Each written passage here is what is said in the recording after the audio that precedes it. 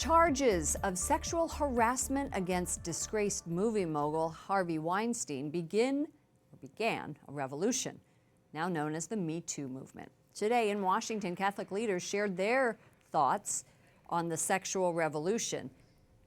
Leading experts from across the country in law, medicine, and the social sciences took part. Yesterday, I sat down with one of the panelists. Joining me now is Mary Eberstadt, Senior Research Fellow at the Faith and Reason Institute. That's a Catholic think tank. Welcome to the program. Thank you, Lauren. Welcome back, I should say. The Me Too movement has seen the fall of powerful men across the globe. Is there a Catholic response to the Me Too movement? Well, I think a lot of Catholics are having an uncanny feeling these days watching these men fall from grace. This is the 50th anniversary year of Humanae Vitae, as we all know.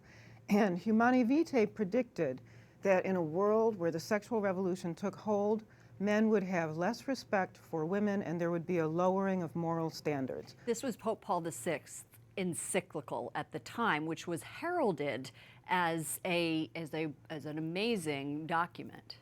Yes, and also a very controversial one, of course. It reiterated 2,000 years of church teaching on these matters, and that teaching is very unpopular in a lot of places, as we know.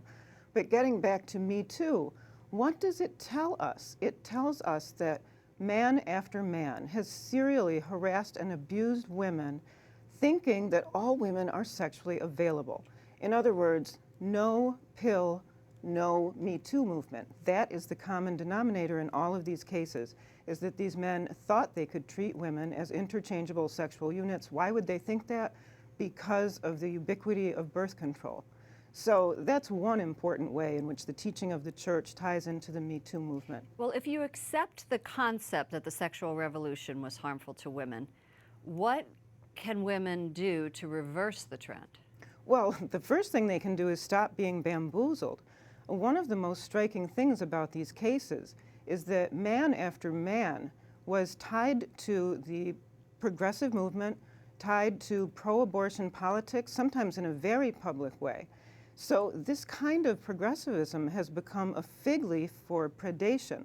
And a lot of women have bought into the storyline that if a man says he's pro-woman and pro-abortion, therefore he's good for women. Well, these cases show us that there's something wrong with that logic. Let's take a look to Ireland, which just passed a referendum allowing abortion up to 12 weeks. Your thoughts on that? Well, I think what the Irish case shows is what we've seen in the United States and elsewhere, which is abortion politics is not politics as usual. All those people out in Dublin in the streets, pumping their fists in the air, screaming, crying, behaving like they were in a frenzy, these are people in the throes of a religious movement. We have to understand that this kind of secularist progressivism that's is a religion? It is a rival faith to Christianity, which is why it is locked in mortal combat with Christianity all over the place, including most recently in Ireland. So we have to understand these are people in possession of a quasi-religious worldview. Fascinating. You're also a prolific author. You've written extensively about the sexual revolution. We're so grateful for your time here on EWTN News Nightly. Mary Eberstadt. Thank you, Lauren.